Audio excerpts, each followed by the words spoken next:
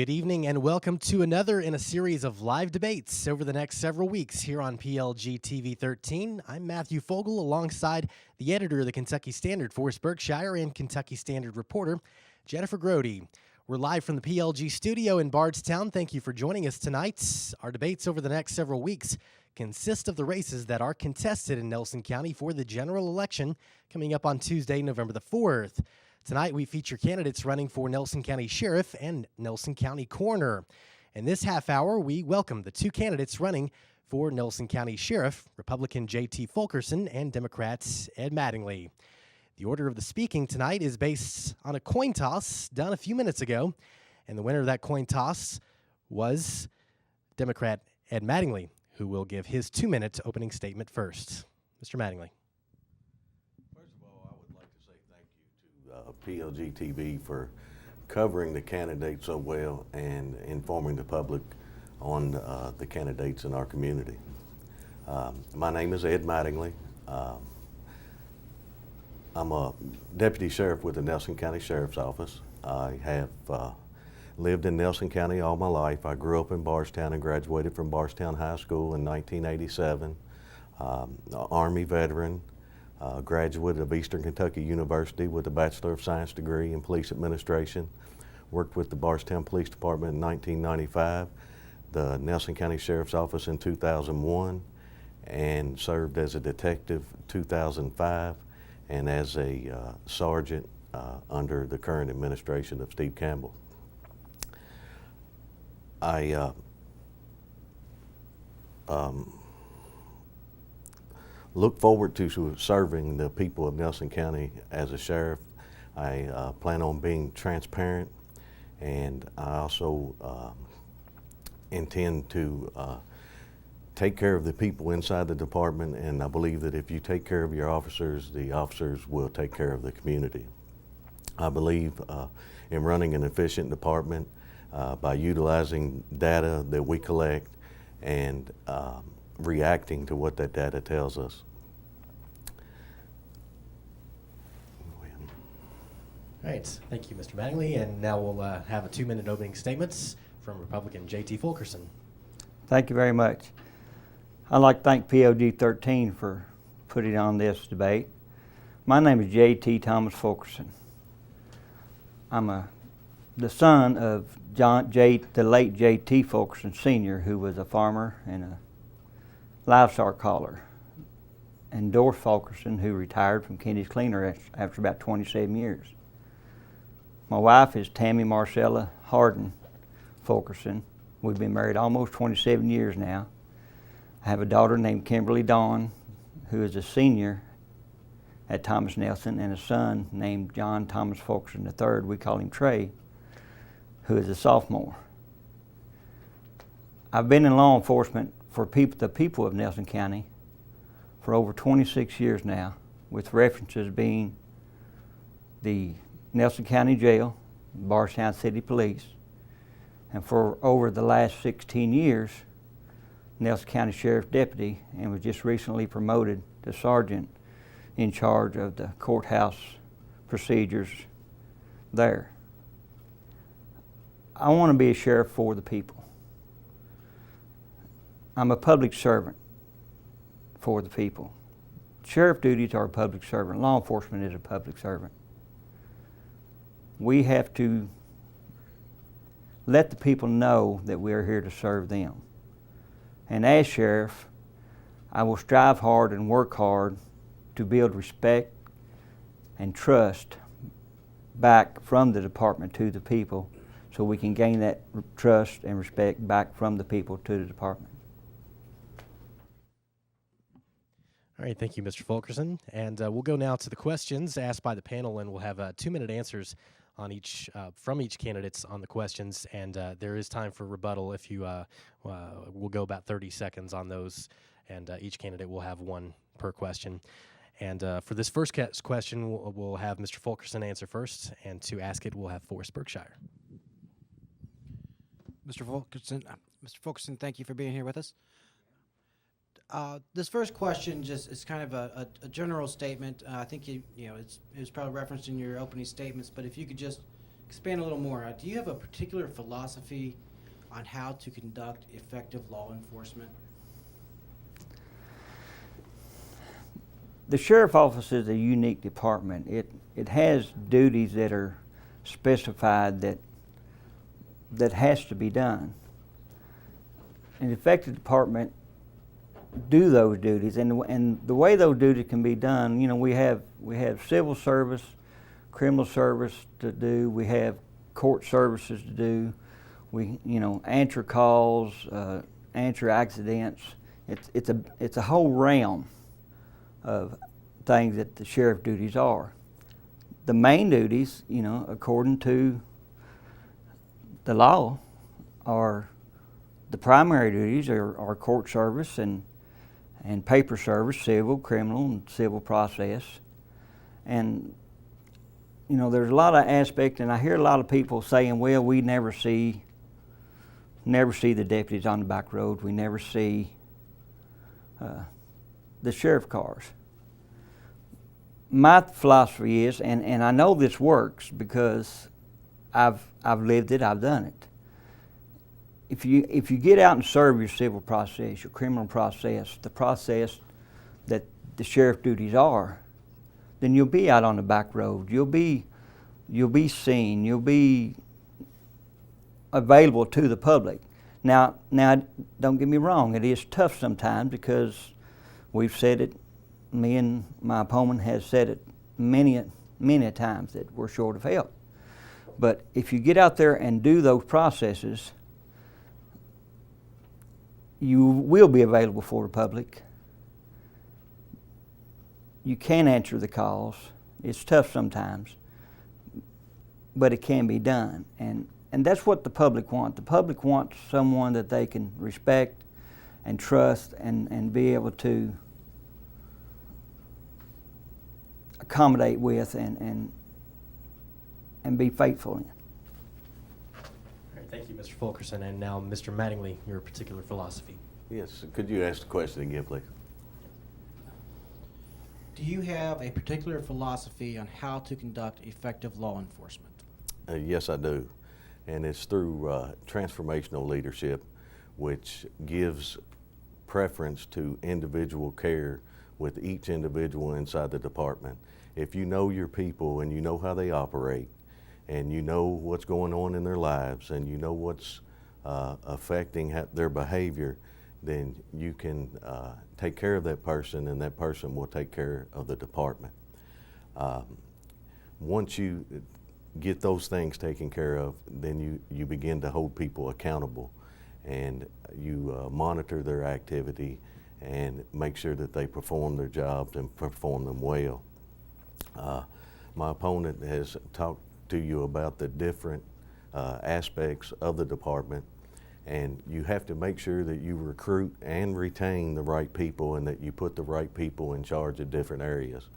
As J.T. has told you, we have many different areas, from court security to paper service to prisoner transportation, tax collection, office personnel doing accounting, and then we get into the police work and evidence collection and people who take care of evidence in the evidence room, patrol, investigations, from drug investigations to general investigations. My background is in investigations, and I believe that in this county, as large as it is, that you must put an emphasis on investigations if you want to close crimes, because the area that we are covering is large and we're doing it with a few number of people. All right, thank you. And we'll go on to the next question now. The next question will be responded to first by Mr. Mattingly, and we'll have Jennifer Grody. As you have talked with the public during this campaign, what has surprised you the most that you didn't know before you started running for office? That's a great question. In police work, you spend a whole lot of time dealing with the 1% of society that is in turmoil. A lot of times you respond to calls where people are upset. It might be the worst time of their lives, and you might get that person 5 times in one day. We respond to anything from fatalities to sex abuse to rape, and they're traumatic events for people. And the officer that comes to that scene is under stress, and if you deal with those things day in and day out, it begins to wear on you. But while I've been out in the community campaigning, it's been great to talk with people and meet a lot of people that I'm not meeting a lot of times on these policing issues. And it's great to know that there are so many good people in this community, and a lot of times police officers forget that they're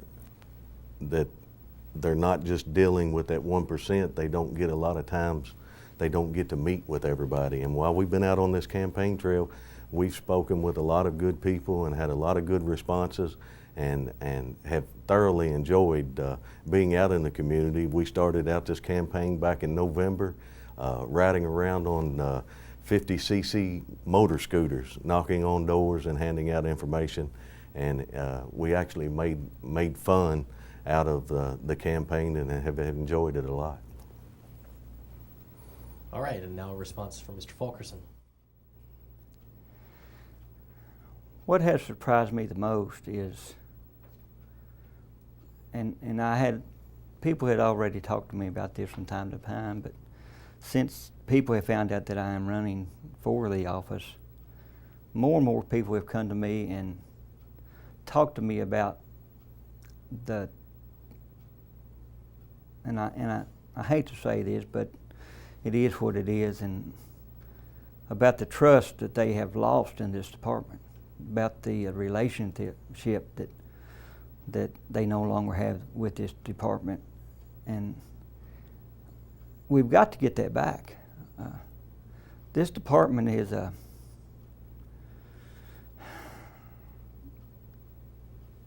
double standards and the favoritism in this department has affected us so much that it has bled out into the public. And just today, I had two people come to me personally and told me the way they were treated. And I won't tolerate that. There's no reason for that. We have a job to do. We are public servants. People expect us to do our job, but they expect us to do this job with respect, honesty, and fairness. And it hurts me that our department has lost that, because my whole career I have strived to treat people with honesty, respect, and fairness. And I don't think there's a person throughout my whole career I have dealt with that I couldn't go up to them and shake their hand because I have treated them that way. We've got to get that back. We've got to get it back in the department. We've got to filter it back to the public and have the public to have that relationship with us again and that trust with us again. In order for us to do our jobs effectively and serve the people as the department and sheriff department should, we have to build that trust and relationship back. All right, rebuttal, Mr. Mattingly. I don't know if J.T. is campaigning in the same county that I've been campaigning in, but I haven't come across those issues. And I have a bunch of good men that I work with and that respect me and respect the public. And I don't understand where my opponent has come up with these things. I don't know if it's being trapped in the courthouse talking to prisoners 8 hours a day on a daily basis, but I haven't got that feedback that he's gotten. And the men of our department do a good job, and we treat people with respect. We do not have any lawsuits pending where we have disrespected people or violated any person's rights, as he's alleged in other instances. And as far as I know, we are doing what we're supposed to do. We're serving papers. We are arresting people. We are solving crimes, and we treat people with respect. All right, thank you, gentlemen. And we'll move on next to the next question, and we'll have Mr. Fulkerson answer this one first. I'll ask this question. Drugs are a problem in this county, as emphasized by Nelson County being named a high-intensity drug trafficking area last week. What can the sheriff do, if anything, to reduce the problem? And are there any proactive steps you would take beyond just enforcement and arrests? Drugs are an issue in this county. Heroin is beginning to be a big problem in this county. And it falls back, part of it falls back to, as I have stated before, you know, the relationship and the trust in people. If you have that relationship and trust, people will filter you information to help you deal with the criminal activity. Locking everybody up is not the answer. We have a drug court in Nelson County, and I just talked to one of the graduates today, as a matter of fact, that is doing very well since they went through the program. It's a very good program. It makes them do specific things, and it's a hard program to follow, a hard program to go through. And the graduates are some of the graduates that have graduated already are doing great, have got back into society and are productive graduates. I feel like that education and rehabilitation is a big factor in the drug problem. I don't think we educate our kids enough, you know, in junior highs and high schools and even younger than that. I would, when elected sheriff, I would really like to go to the schools and talk to them and maybe try to get some type of program in the school to where we can have former drug abusers come in and talk to these children, teenagers and young adults, and explain to them just how it has affected their life, how they have stolen from their families, their friends, and how it has just ruined their life, but then they have turned around and went through the programs and gained their life back. Education, rehabilitation. Some have to be locked up. That's just the nature of the beast. But I'm a firm believer in rehabilitation and education. All right, Mr. Mattingly, your thoughts on drugs in Nelson County? Drugs are a major problem in this county, and you can attribute 95% of the crime to drugs. When a person makes it into the court system, they have probably committed 100 crimes before they got caught doing the one crime that they're being charged with. Simple possession of drugs has been decriminalized and made into a possibility that a person could qualify for drug court, which is the rehabilitation aspect of it. As law enforcement, our job is to find these people that are in possession of the drugs, the people that are trafficking the drugs, the people that are stealing things to support their habit, and we charge them. Once we charge them, it is out of our hands. Our next step is to testify in court to what we found. The court systems have determined that they want to decriminalize drug offenses because the cost is so expensive. And personally, I think that if a person wants rehabilitation, they can get the rehabilitation while they're in jail because they have broken the law, and they should pay what the legislature has set the offense to be. And the majority of these offenses are punishable by 1 to 5 years. And if we enforce the laws, it will make for a safer society. Do I feel sorry for people that are drug addicts? Yes, I do. And there is not a family in this county that does not have one in their family. And it's a problem that we have all dealt with and that people have been victims of. And I think that if the law is enforced and the courts prosecute the crimes, then it will make for a safer community for all of us. All right, thank you, gentlemen. We'll move on to the next question. We'll have Mr. Mattingly answer this one first, and to ask it will be Forrest Berkshire. Now, I know that we have touched on drugs as being the number one problem, and I know that you said that 95% of the crimes are usually tied to them. However, I'm still going to ask this question. What would you say is the biggest issue in regards to crime besides drugs in Nelson County? and how would you work to deter that aspect of crime? Okay.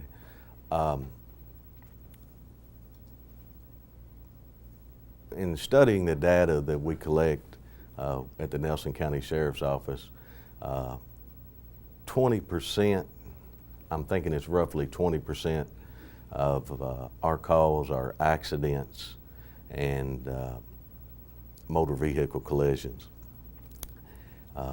This is a problem that comes down to traffic enforcement a lot of times, and we have a lot of issues that are affecting driving.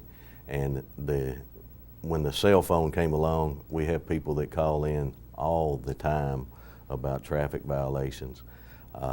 I think that it's important that we enforce the traffic laws in our community, and when we do so, it'll make our insurance rates cheaper if we can reduce the accident rate.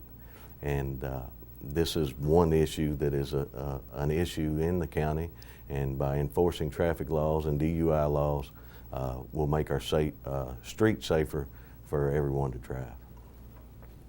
All right, thank you. And now, Mr. Fulkerson.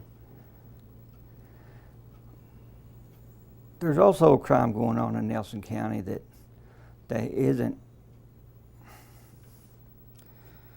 pushed as much as a lot of them, and that's human trafficking. Human trafficking is going on in Nelson County. We're having a hard time pinpointing it, and I think a lot of that comes back to the trust and the relationship we have with the public. Traffic offenses is also another one, the DUIs, but you know, there you go again.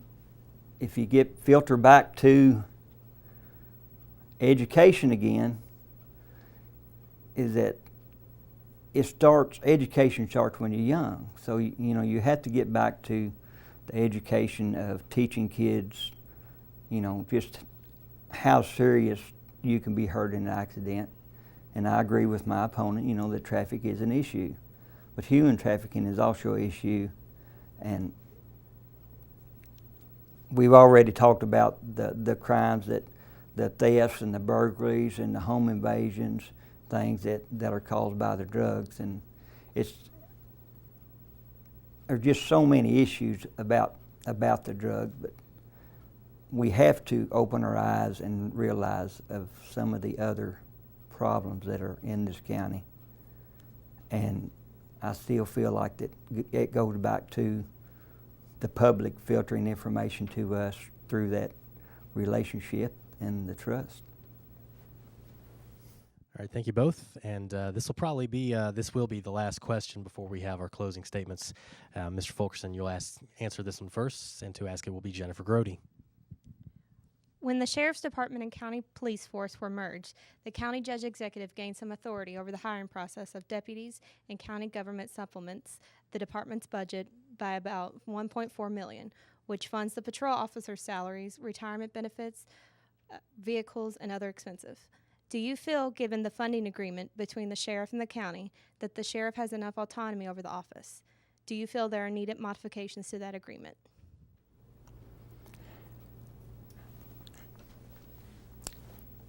I worked at the sheriff's office when there was the county police and there was sheriff department. A lot of the problems and the favoritism and the double standards actually started after this merger. People elect a sheriff to run the sheriff department. The sheriff is a public servant. He answers to the people.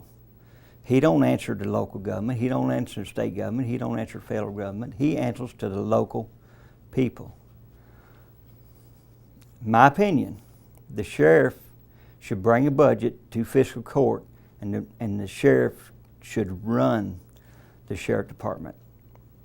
Fiscal court should not play a role in the sheriff's duties. They are there to pass, to approve or disapprove the budget that the sheriff brings to them. We have had problems in this department since the merger. The late Jimmy Riley, I worked for him, and we traveled together a lot, traveling and picking up inmates in other states and stuff, and we discussed this more than once, that the sheriff is an elected official. He works for the people. He answers to the people. Fiscal court and the county judge executive should not hold thumbs on the sheriff or the sheriff department. It's unconstitutional. The sheriff is a constitutional elected office. The sheriff upholds the Constitution and is sworn to uphold the Constitution for the department, for the people. The sheriff is the highest elected law official in the county. Now, there's, the coroner, of course, you have to keep everything in check. The coroner is the only one that can arrest the sheriff, but the law official, the sheriff is the highest elected law official. The people put him there to run the office. The sheriff should run the office and answer to the people. All right, thank you. Mr. Mattingly. I think it's a great question. First of all, I'm all about efficiency. And at the time that the department was merged, you had the Nelson County Police Department and you had the Nelson County Sheriff's Department. The Nelson County Sheriff's Office was covering the county between 6 in the morning and 6 in the evening, and the county police were covering the county from 6 at night to 6 in the morning. When Sheriff Riley passed away, Sheriff Newton took that position and the departments were merged. And we go back to efficiency in that you do not need to pay for two separate departments and have separate bosses. You can put it all into one department. I'm a progressive person, and I am not against merging the department again and having a metro police department if it could ever be done. So I think that the merger of the departments was the best step that ever happened.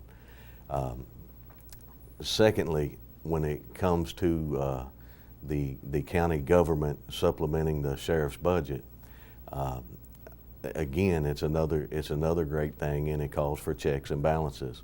I'm not one of these people that is power hungry and thinks that the sheriff's office and I'm the sheriff and this is how it is. I have no problem with checks and balances, and I have no problem justifying why I need certain things. And I think that the county leaders will get you what you need if you can justify why you need it.